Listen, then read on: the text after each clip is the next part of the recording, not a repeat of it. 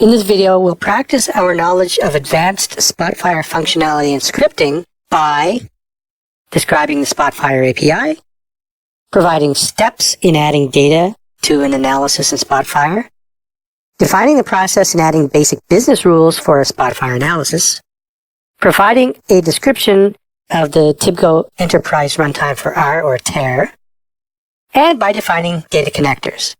Now pause the video and perform the exercise, and when you come back, we'll go over these one by one. Okay, welcome back. So the first step, our practice, is describing the Spotfire API.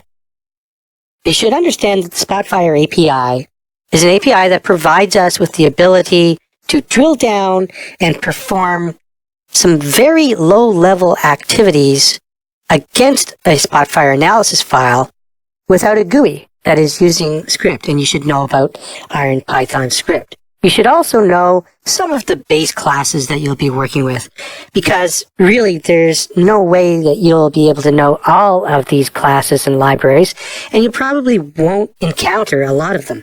But you should know about Spotfire DXP application. You should know about the page class within that, also about the document class within that. You should also know about the Spotfire DXP application visuals library, and that will provide you with a number of methods and properties for working with visualizations.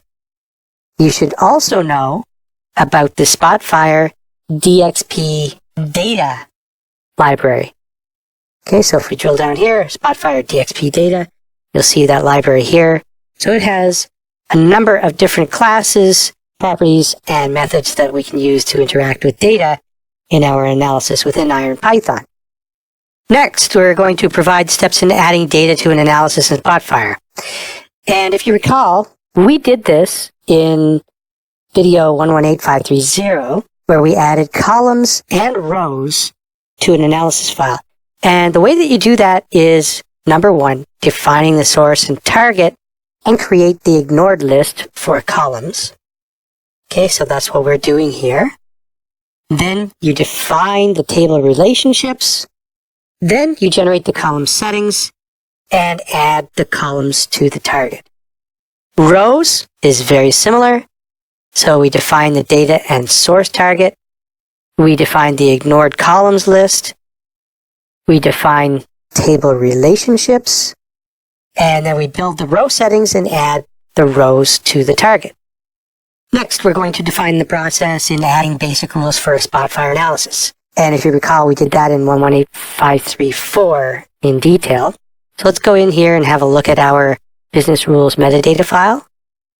And you can see here that we've defined 4 columns: rule name, a couple of conditions, description, and a colors column. And we've got those values here. So we defined those rules within our business rules metadata file itself. Then, the next step is we use script. Let's just open this. And if we scroll down here, we use this script to basically, here we're opening that metadata table.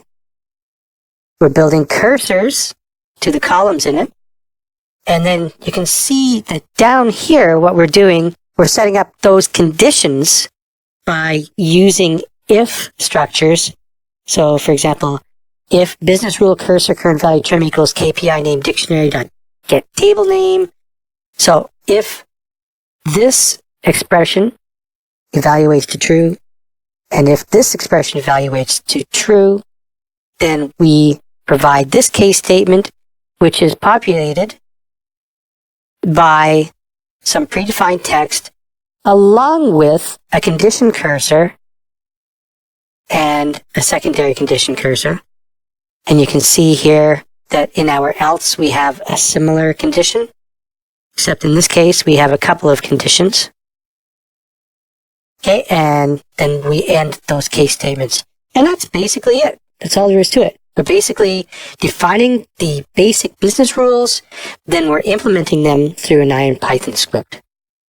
Next, provide a description of the TIBCO Enterprise Runtime for R or TAR. Okay, and you should understand that TIBCO Enterprise Runtime for R or TAR is a high-performance engine that's compatible with open source R, as it says in the slide here. And it provides us with the ability to manipulate data and do some statistical computing with the power of open source R. You should also understand that we have access to the Terra console. It's included in the standard installation of Spotfire, and it includes RStudio IDE. And finally, define data connectors.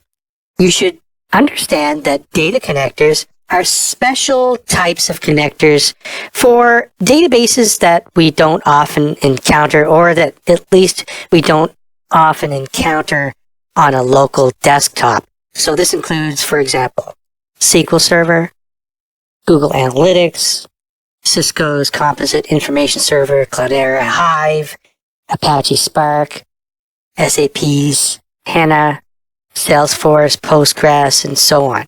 And you should also understand that to install these connectors, you need a Spotfire admin to first deploy the required connector on that Spotfire server. The connector is then automatically rolled out to clients that log into the server. Also understand that in most cases, a driver must also be installed on the machine running the data connector. Now, once the connector is installed and configured, you treat it just like you would any other data link, saving a shared data connection to the library or adding a local data connection to an analysis. In fact, you should understand also that some connectors support a basic username-only authentication protocol, while others have more complete authentication models. You don't have to understand that in great detail, but at least understand that that is the case. Okay, so in this exercise, we practiced our knowledge of advanced Spotfire functionality and scripting.